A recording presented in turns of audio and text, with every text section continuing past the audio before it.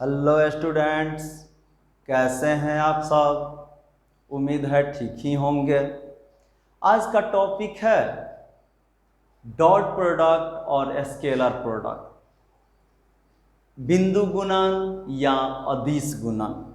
बाबू, जब दो सदिशों को इस तरह से गुणा किया जाए ताकि गुणनफल एक अदिश राशि हो, तो ऐसे सदिशों के गुणन को हम लोग अदिश गुणन के नाम से जानते हैं। चूंकि इसे दो सदिशों के बीच एक बिंदु लगाकर सूचित की जाती है, इसलिए इसे बिंदु गुणन भी कहते हैं। When we multiply two vectors in such a way that the resultant is a scalar quantity, then it is called a scalar product. As it is denoted by a dot in between two vectors, so it is also known as dot product. दो सदिश होंगे, कहता है when we multiply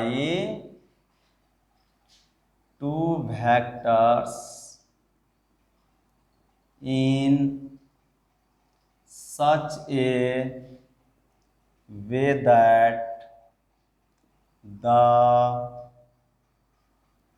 resultant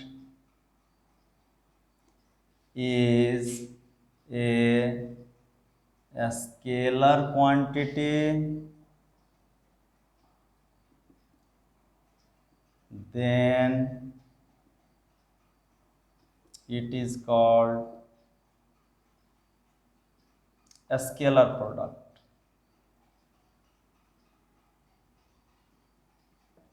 As it is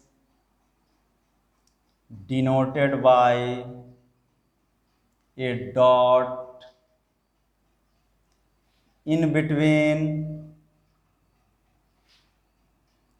two vectors, so it is also known as dot product.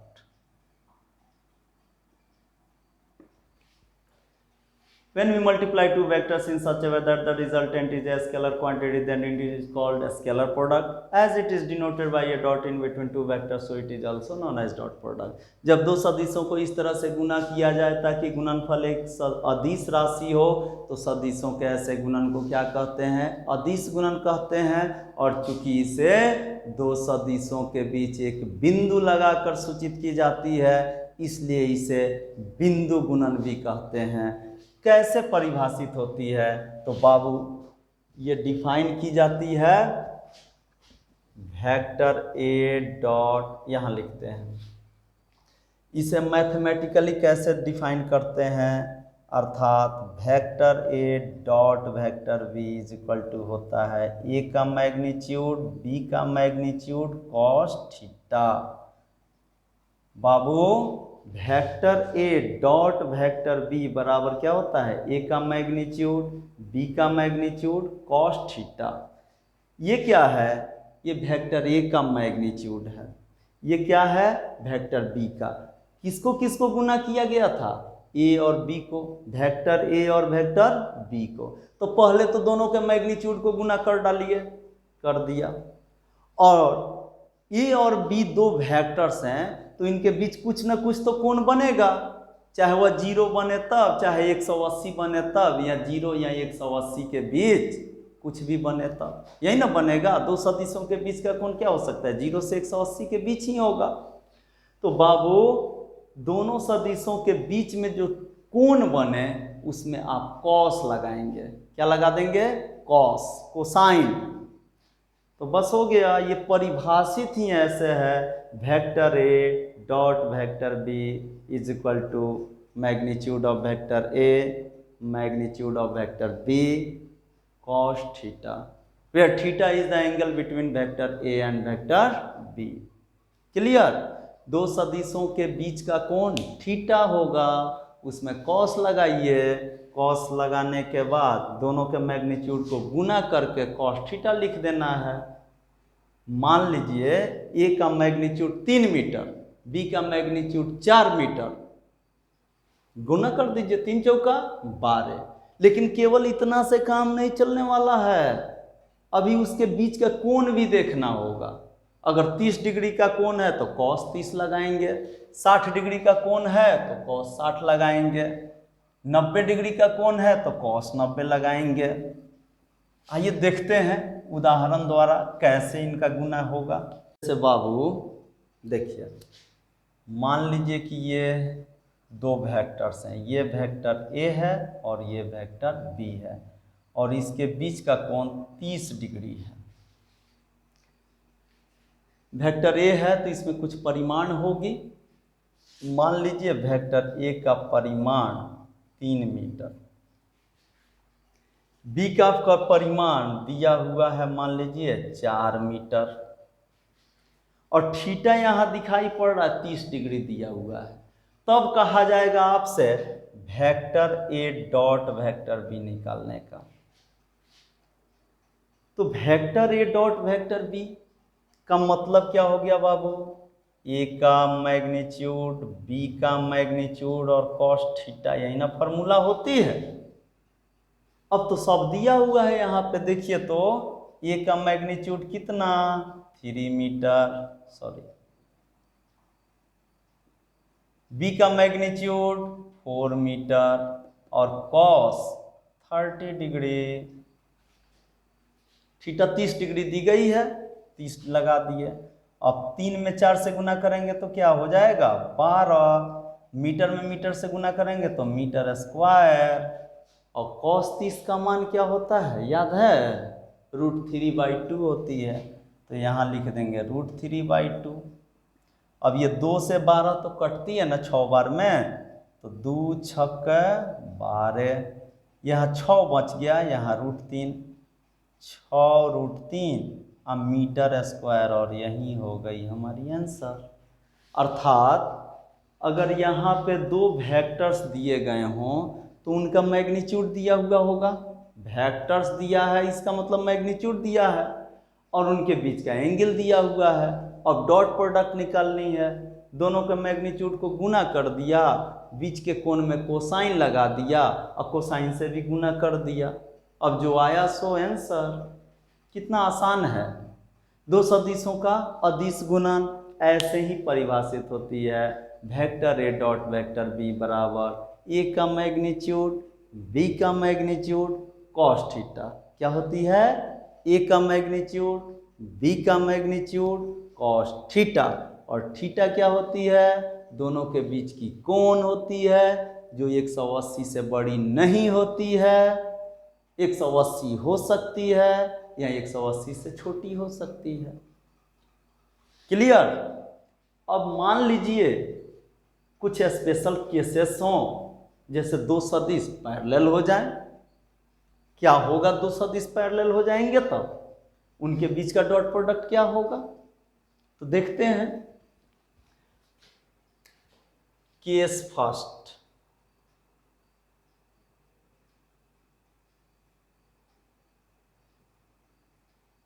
ये vector A है और ये vector B है, दोनों पैरेलल वेक्टर्स हैं। अब पैरेलल वेक्टर्स के बीच समांतर या समदिश सदिशों के बीच का कोण होता है 0, यानी कि यहाँ पे एंगल हो गई 0। ये दोनों सदिश कैसे हैं? पैरेलल हैं। केस फर्स्ट में दोनों सदिश क्या हो गए? Parallel, when both the vectors be parallel. तो इन दिस केस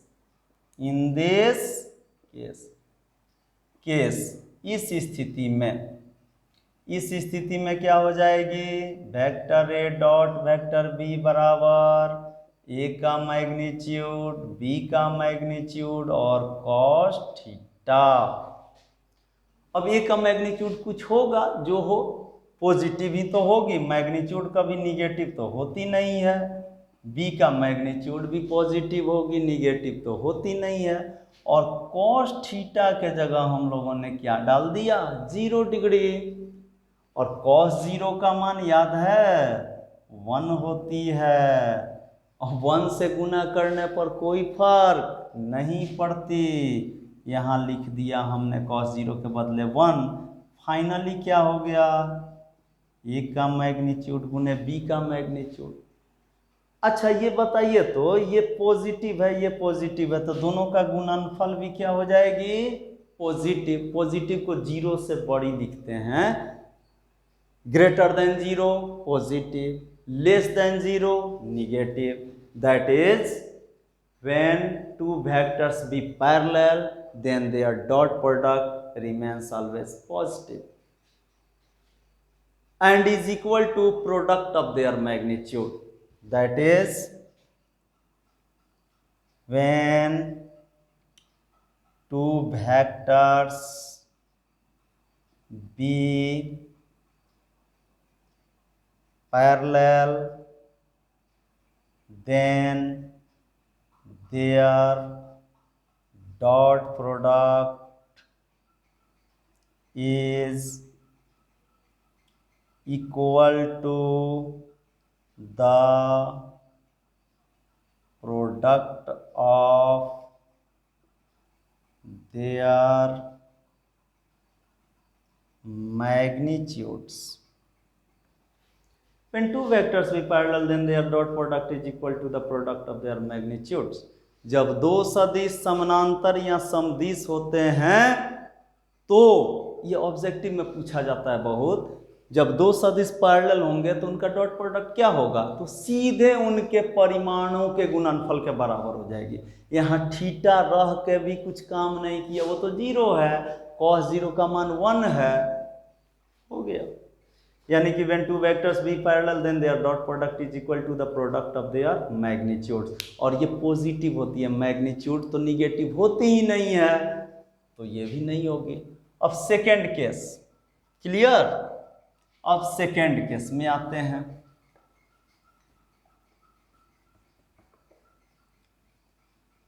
दूसरी स्थिति देखते हैं क्या होती है। वो पहली स्थिति पैरेलल थी, अब दूसरी स्थिति केस सेकेंड।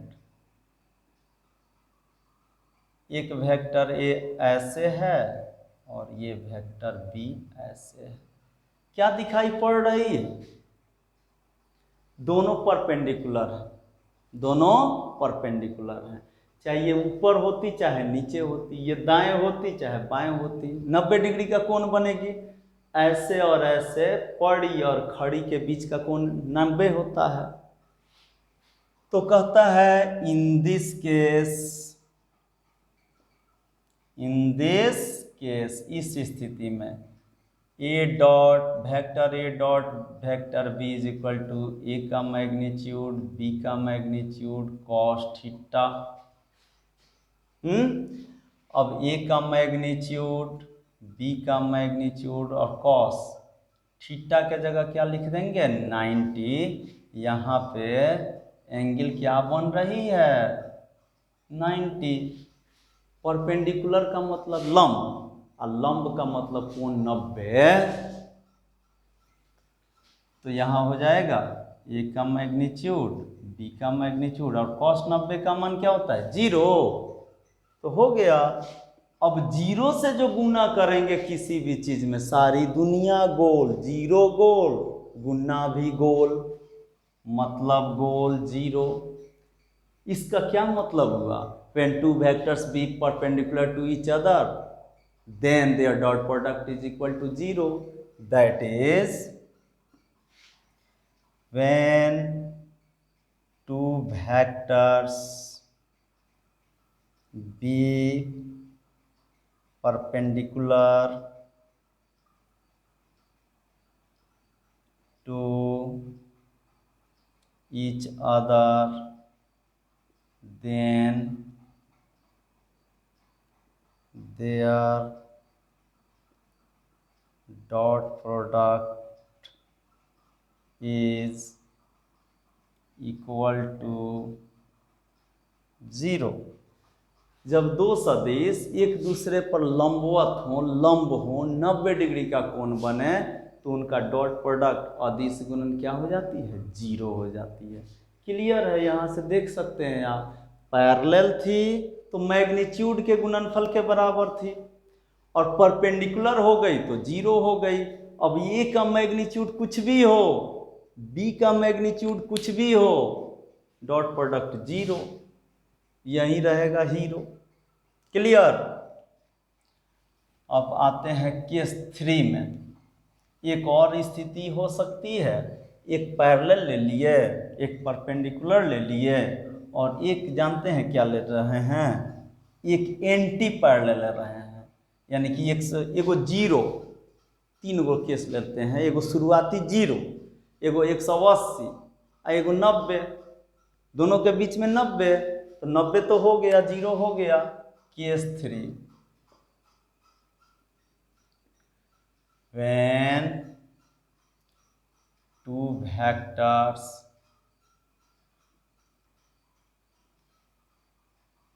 be anti-parallel, जब दो सदिश विलोम दिश हों,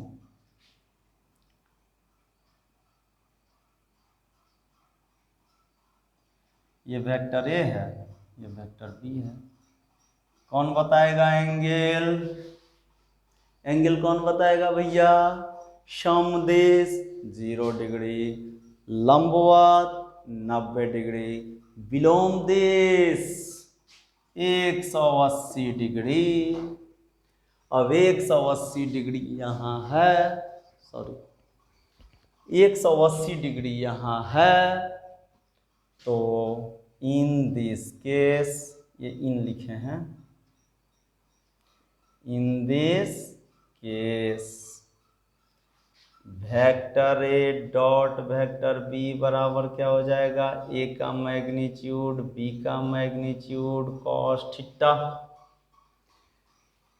ए का मैग्नीट्यूड रहने दो, बी का मैग्नीट्यूड रहने दो, कॉस थीटा के जगह 180 लगा दो। कौन कौन जानता है 180 का मान? -1 होती है। ए का मैग्नीट्यूड बी का मैग्नीट्यूड कॉस 180 का मान -1, यानी कि माइनस ए का मैग्नीट्यूड बी का मैग्नीट्यूड। आप कहेंगे सर मैग्नीट्यूड निगेटिव कहाँ होती है? तो हम अभी भी कह रहे हैं मैग्नीट्यूड निगेटिव नहीं होती। Magnitude can never be negative, कभी नहीं होती। तो फिर यहाँ का निगेटिव कहाँ से आया? तो भैया मेरे, ये मैग्नीट्यूड का निगेटिव नहीं है, ये है डॉट प्रोडक्ट का, और यही तो मजा लाएगा और बताएगा कि दो सदिशों के बीच का अदिश गुणन धनात्मक भी होती है, ऋणात्मक भी होती है, जीरो भी होती है, लेकिन मैग्नीट्यूड कभी निगेटिव नहीं होती। मैग्नीट्यूड कभी निगेटिव नहीं हो सकती, लेकिन डॉट प्रोडक्ट पॉजिटिव भी हो सकती है, निगेटिव भी हो सकती है, जीरो भी हो सकती है। Hence, when two vectors be anti-parallel, then their dot product is equal to negative of product of their magnitudes. When two vectors be anti-parallel, then their dot product is equal to negative of product of their magnitudes. ये negative लिखे हैं। जब दो सदिश एक दूसरे के विलोम दिश हों, प्रति समानांतर हों, तो उनका जो डॉट प्रोडक्ट होता है उनके परिमाणों के गुणनफल के ऋणात्मक मान के बराबर होती है। तो यहाँ से आप देख सकते हैं कि दो सदिशों का अदिश गुणन धनात्मक भी होती है, ऋणात्मक भी होती है, जीरो भी होती है। तो लिख लिया जाए इसको हम लोग लिख लेंगे hence the dot product of two vectors may be positive, negative और जीरो। दो सदिशों का अदिश गुणन धनात्मक, ऋणात्मक या शून्य हो सकती है। क्लियर? उम्मीद है समझ में आया होगा। अब इसके बाद हम लोग देखेंगे dot product of unit vectors और geometrical meaning of dot product. बाबू नोट्स के लिए हम लिंक नीचे डिस्क्रिप्शन में डाल देंगे, Ravi sir physics and mathematics. Notes के लिए कुछ पैसा नहीं लगता है, फ्री का चैनल होता है टेलीग्राम। नोट्स बोर्ड पर से उतार पाना, स्क्रीनशॉट ले सकते हैं। अगर नहीं लेने की इच्छा हो तो आप वहाँ से टेलीग्राम चैनल से पूरा लिखा हुआ है, हैंड रिटन है, मेरे हाथ का लिखा हुआ नोट से आप ले सकते हैं। Thank you.